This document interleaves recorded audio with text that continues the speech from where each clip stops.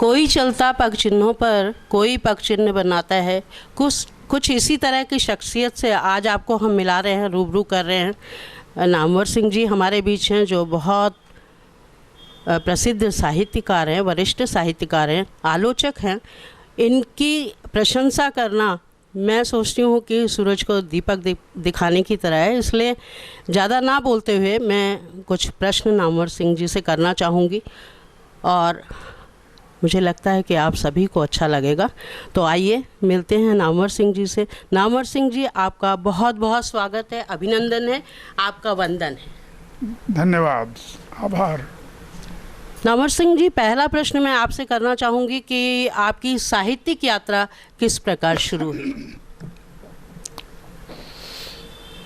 साहित्य यात्रा तो बहुत लंबी रही है। लंबी इस अर्थ में कि मैं बनारस में था और उदय प्रताप कॉलेज हिवट क्षत्रिय स्कूल नाम से प्रसिद्ध था जी। उसमें मैं हाई स्कूल में दाखिला लेने के लिए आया था जी। तो मैं वहाँ आकर के थोड़े संस्कार मुझे कविता लिखने के हो गए थे, शुरुआत हुई जी। तो वहाँ पढ़ते हुए छात्रावास में शनिवार के दिन कवि सम्मेलन या कविता पाठ हुआ करता था। एक कवि सवैया मैंने लिखा था खड़ी बोली का जी। आमतौर से कविता सवैया ब्रजभाषा में लिखे गए थे। तो तालाब के ऊपर एक कविता थी, तान के सोता रहा जल चादर वायु सा खींच जगा गया कोई। पहली पंक्ति अब भी मुझे याद है। क्या बात है। और प्रिंसिपल जेपी सिंह थे हमारे, वो अंग्रेज़ी के प्रोफेसर थे, बड़े साहित्य रसिक, और उन्होंने उस पर तो पुरस्कार तो दिया ही, और उन्होंने कहा कि भाई हमारे कॉलेज का, स्कूल का, कॉलेज का, अब ये हमारा जो उभरता हुआ कवि है, ये महाविद्यालय का कवि है। वाह, क्या बात है। पहली ही बार में आपने प्रशंसा प्राप्त कर ली। तो और उसमें बड़े मार्कंडे सिंह जी थे जो हिंदी पढ़ाते थे, स्वयं साहित्य रसिक थे। तो मेरी पहली शिक्षा उधर हिवट क्षत्रिय स्कूल उदय प्रताप कॉलेज में हुई। उसके बाद इंटरमीडिएट करने के बाद मैं काशी हिंदू विश्वविद्यालय में चला गया। वहाँ बीए, एमए और पीएचडी वहाँ से ली। वहीं अध्यापक भी हुआ। ये घटना आज़ादी के ठीक पहले के मिली हुई आज़ादी थी, ये 47-48 के आसपास की है। तो काशी हिंदू विश्वविद्यालय महामना ने बनाया था और उसका कैंपस जैसा है और बिल्डिंग है। मैं वहीं एक हॉस्टल था, उसमें रहता था, गोविंद राज कहलाता था। और वो सड़क जो थी, चूँकि वहाँ रामलीला हुआ करती थी हर साल, तो लंका चौमुहानी कहलाती थी। अच्छा। तो लंका था। उसी तरह से गोदौलिया वगैरह सब चौमुहानियाँ थी बनारस। आज भी लंका नाम से है वहाँ। आज भी लंका नाम से है। लंका नाम तो मैं लंका में वहीं हॉस्टल में रहता था। वहाँ से मैंने एमए किया। कविता तो मैं उदय प्रताप कॉलेज से ही लिखता चला आ रहा था। प्रोत्साहन प्राप्त हो गया ना आपको शुरुआत में? हाँ, प्रोत्साहन मिल गया। हाँ, प्रोत्साहन मिला। तो ये लंबी यात्रा हमारी जो बनारस की थी, ये कविता साहित्य में प्रेम, हमारे उस समय के हिंदी के सर्वश्रेष्ठ माने हुए अध्यापक वहाँ थे, आचार्य केशव प्रसाद मिश्र, जो जयशंकर प्रसाद के मित्र थे। उन्होंने मेघदूत का पहला काव्यानुवाद किया था। और बड़ा सुंदर चित्रों में छपा हुआ था।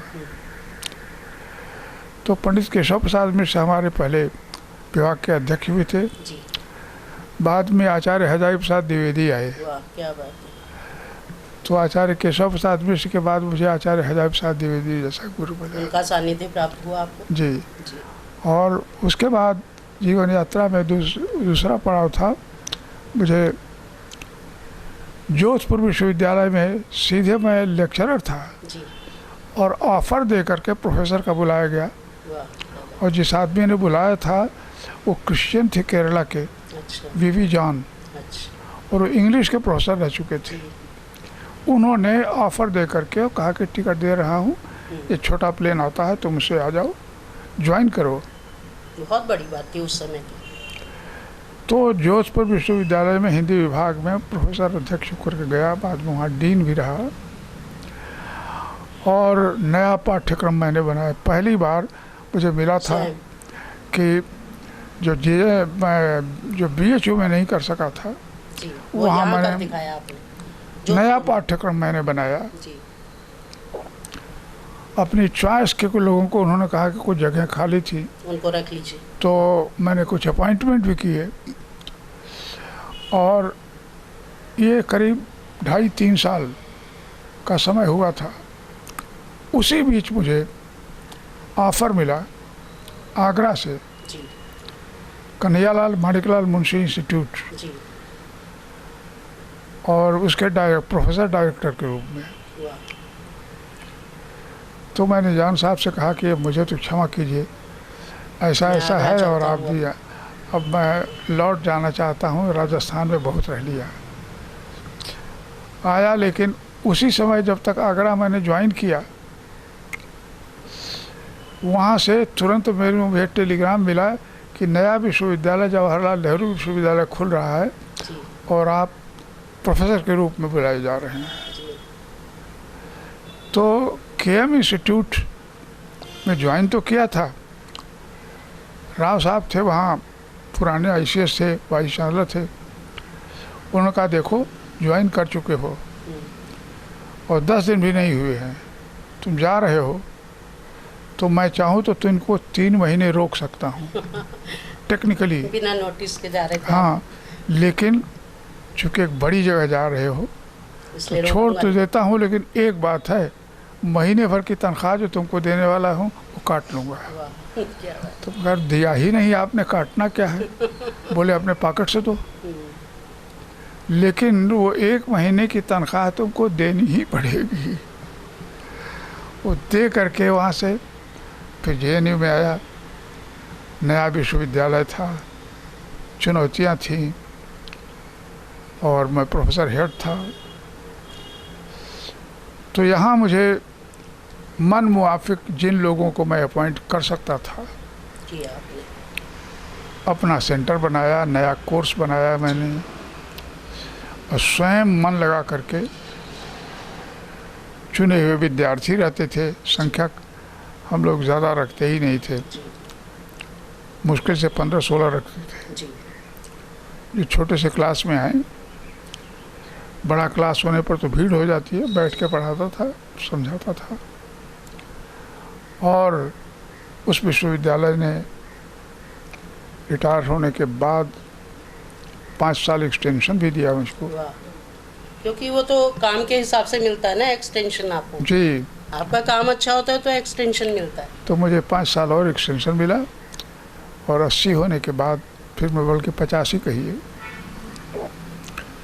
मैं वहाँ से रिटायर होकर के क्वार्टर मिला हुआ था, तो सारी सुविधाएं थी। वहाँ लाइब्रेरी थी कुछ, वो लाइब्रेरी बाकी तो बनारस छोड़ आया था। जी। तो मेरी निधि जो है वो ऊपर, और इसके ऊपर कमरा है, देखो पूरा घर लाइब्रेरी है। बिल्कुल। और पढ़ना लिखना यही मेरा व्यसन है। जी। यहाँ आकर के मैंने एक सर्वेंट क्वार्टर भी मिला हुआ था। जी। तो और वहाँ उन लोगों ने रीएम्प्लॉयमेंट तो दिया, लेकिन कुछ लोग एक प्रोफेसर इमेरिटस होते हैं, तो शुरू के जो संस्थापक थे उनमें से सबको नहीं, कुछ लोगों को उन्होंने प्रोफेसर इमेरिटस का बदला दिया, प्रोफेसर फॉर लाइफ। जी। इसलिए मैं आजीवन वहाँ प्रोफेसर हूँ। बिल्कुल। जब तक जिंदा हूँ तब तक मैं तब रहूँगा। तक वहाँ प्रोफेसर है। और मैं लेक्चर देने के लिए, बाकी चीज़ों के लिए जाता हूँ, वहाँ के कमेटियों का मेंबर भी रहता हूँ, प्रोफेसर इमेरिटस रहते हैं। वैसे भी आपको कौन छोड़ना चाहेगा। और अगला प्रश्न, जो इस समय साहित्य सृजन हो रहा है और कवि मंचों पर कविताएं कर रहे हैं, क्या आप उससे संतुष्ट हैं? देखिए, एक दौर था जब काव्य गोष्ठियाँ और कवि सम्मेलन बड़े बड़े साल में कुछ बड़ी संस्थाएं किया करती थी। तो गोष्ठियों में उस समय की साहित्यिक गोष्ठियाँ, जिसका केंद्र 3-4 कहिए थे यूपी में, बिहार बहुत बड़ा केंद्र था। वो पूरा गढ़ था, पूरा गढ़ था बिहार। हिंदी का गढ़ कायदे से तो बिहार ही था, बिहार ही था। तो इन जगहों पर छोटी छोटी साहित्यिक गोष्ठियाँ हुआ करती थी।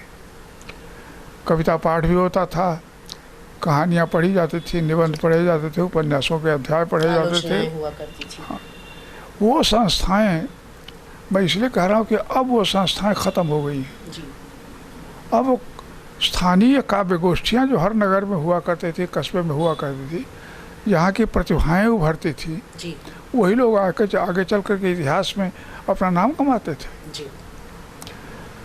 हिंदी साहित्य अपने घर कमरे में बंद करके नहीं रचा गया है। बिल्कुल। हिंदी साहित्य रचा गया है काव्य गोष्ठियों द्वारा, साहित्यिक संस्थाओं द्वारा, जो स्वैच्छिक हैं, सरकार द्वारा बनाई हुई नहीं है।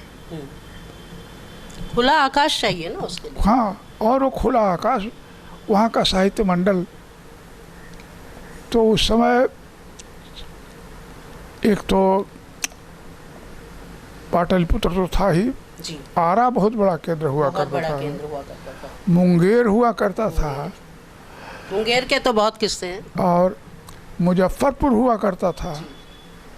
ये जगहें हैं जो साहित्य का केंद्र थी। वहाँ बड़े बड़े साहित्यकार पैदा हुए, लेखक पैदा हुई, पत्रिकाएं जहाँ से निकलने लगी, पुस्तकें प्रकाशित होती थी। सच पूछिए तो एक तरफ उत्तर प्रदेश, जो बनारस, इलाहाबाद, लखनऊ, आगरा और मेरठ, ये केंद्र थे। उसी तरह से बिहार में थे केंद्र। आगे चल कर के क्योंकि मध्य प्रदेश बहुत बाद में बना है, वहाँ रियासतें ज़्यादा थी, उनको मिला करके तो मध्य प्रदेश बनाया गया था। मध्य प्रदेश का विकास बाद में हुआ, लेकिन हुआ बहुत अच्छा।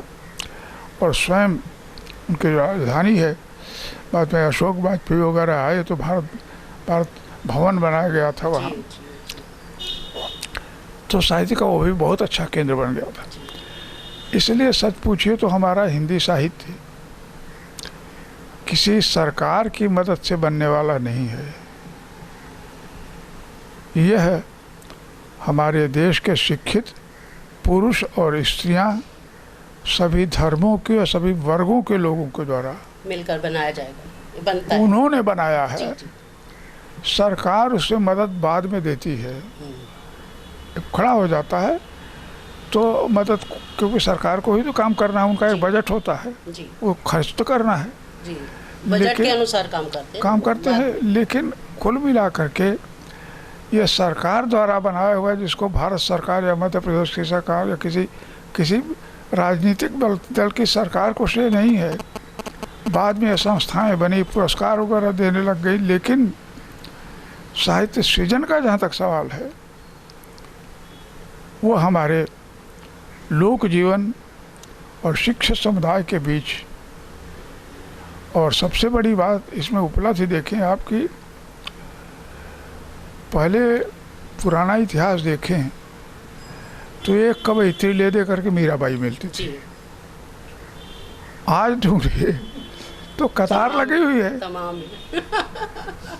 पहले एक मीराबाई थी, रीतिकाल में भी संख्या नहीं थी कोई ज्यादा।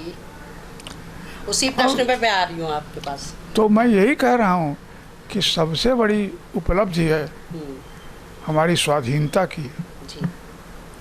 इस स्वाधीनता में समाज के विभिन्न वर्गों को तो लाभ हुआ, लेकिन सबसे बड़ी बात ये हुई कि स्त्री शक्ति जिसे कहते हैं, एक तो शिक्षा की सुविधा मिली। जी। पहले लड़कियां जल्दी शादी कर देते, शादी करने से पहले घर में थोड़ा पढ़ा दिया, नहीं तो पढ़ाते भी ज़्यादा नहीं थे। बाद में जब स्कूल खो गए तो प्राइमरी तक या मिडिल तक पढ़ाने के बाद क्या अब शादी का समय हो बस नाम लिखना आ जाए, रामायण गीता पढ़ना आ जाए। बस यही। ये जो सबसे बड़ी बात हुई है कि आधी आबादी हमारी साहित्य में, कला में, हर कला में, जी। चित्रकला में तो पूछिए, पुरुषों से ज़्यादा स्त्रियाँ आगे हैं। आगे चल रही हैं। हाँ, आपके सामने बैठी हैं। नहीं सचमुच, जी। क्योंकि ललित कला जो है उसमें योगदान जो है वो स्त्रियों का है, जी। और वो स्त्री कला अलग है। उसमें जो टच होता है ना, जी। वो टच पुरुष कभी ला नहीं सकता। उसमें एक भावना आ जाती है, हाँ हाँ, भावुकता आ जाती है। इसलिए मुझे इस बात का गर्व है। जी। हमारा भरा पूरा जीवन जैसा रहा,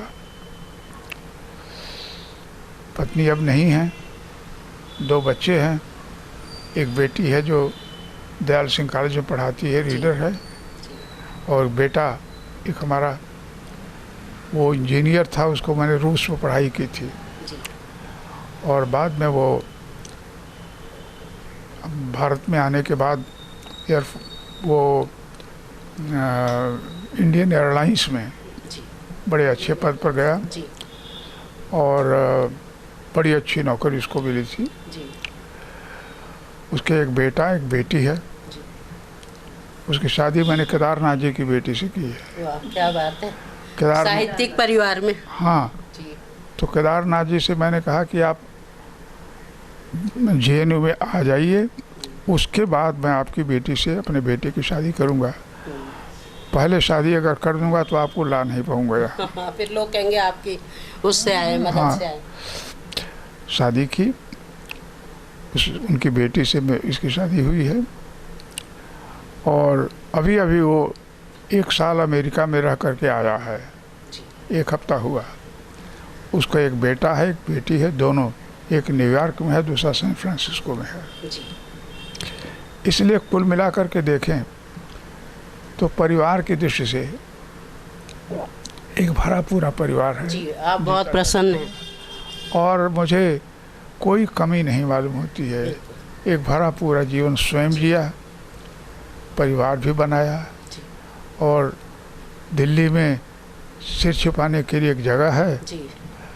ये फ्लैट है जो JNU में रहते ही वही मैंने जब DDA के फ्लैट अनाउंस हुए थे तो मैंने कर लिया था। समय ले लिया। मैंने कहा कि जब रिटायर होऊंगा तो कहाँ जाऊंगा, किराए के मकान में रहना तो बर्दाश्त है नहीं, तो ये ले लिया था, बन गया था, रहता हूँ। और पहले लगभग एक बात और बता दूं लगे हाथों, जी। साहित्य से जुड़े रहने के कारण और भारतीय भाषाओं के साहित्यकारों से हमारा परिचय अखिल भारतीय स्तर पर है। बंगाल, उड़ीसा, आंध्र प्रदेश, तमिलनाडु, केरला और महाराष्ट्र, उत्तर भारत में राजस्थान और सब है, तमाम मैंने इन हर देश के साहित्यिक समारोहों में मैं गया हूँ, घूमता रहा हूँ, लोगों से संबंध है। और मेरी शिष्य मंडली जो है JNU की, वो सारे देश में फैली हुई है, तो वो लोग भी याद करते रहते हैं। इसलिए एक भरा पूरा जीवन है, मुझे कोई शिकायत नहीं है। किसी से कोई मतलब आपको शिकायत नहीं है, और भरा पूरा जीवन है आपका। तो इसलिए अब यानी आमतौर से मेरे पिताजी से ज़्यादा उम्र मुझको मिली, जी। माँ से ज़्यादा मिली। जी, बहुत अच्छी बात है ये।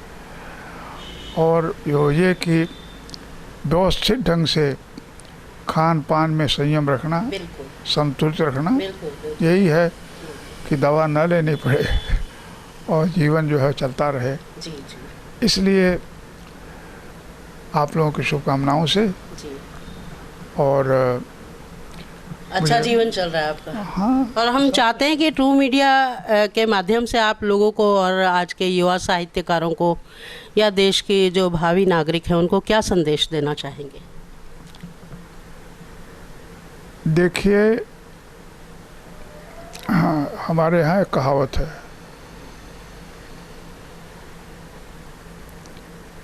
समझदार सलाह देते नहीं और ना समझ लेते नहीं। सही बात है। तो मैं सलाह दे कर के अपना पद खोना नहीं चाहता, क्योंकि जानता हूँ कि लेने वाला लेगा कि नहीं लेगा, इसलिए मैं सलाह देता नहीं, आदेश और उपदेश नहीं देता। क्योंकि लोग अब बहुत सुनते नहीं है। जी, लोग समझदार अब बहुत हो गए हैं और वो सुनना नहीं चाहते हैं, वो अपनी करना चाहते हैं। हाँ, तो ऐसी हालत में इज्जत इसी में है कि आप अपना मुंह न खोलें। लोग स्वतंत्र चेता हैं, अपने आप करेंगे और गलती का गलत करेंगे तो भोगेंगे, अच्छा करेंगे तो अच्छा होगा। इसलिए मैंने ये सूत्र है हमारा कि समझदार सलाह देते नहीं और ना समझ लेते नहीं। तो मुझे गुरु नानक जी की एक पंक्ति याद आ रही है। उन्होंने अपने शिष्यों से कहा था कि बिखर जाइए, बिखर जाइए। अच्छे लोगों को बिखर जाना चाहिए समाज में, ये उन्होंने कहा था। और मुझे प्रोफेसर साहब को देखकर, नामवर सिंह जी को देखकर यही लग रहा है कि पूरे हिंदुस्तान में बिखरते रहे और लोगों को अपना ज्ञान बांटते रहे। और इसी प्रकार ये अभी भी ज्ञान बांट रहे हैं और लोग हम इनसे सीख रहे हैं। और मैं बहुत बहुत धन्य हूँ, मेरा ट्रू मीडिया बहुत बहुत धन्य है कि आज हमने आपका साक्षात्कार किया। आपका बहुत बहुत धन्यवाद। एक बार फिर से आपका वंदन। पुनः मेरी ओर से भी।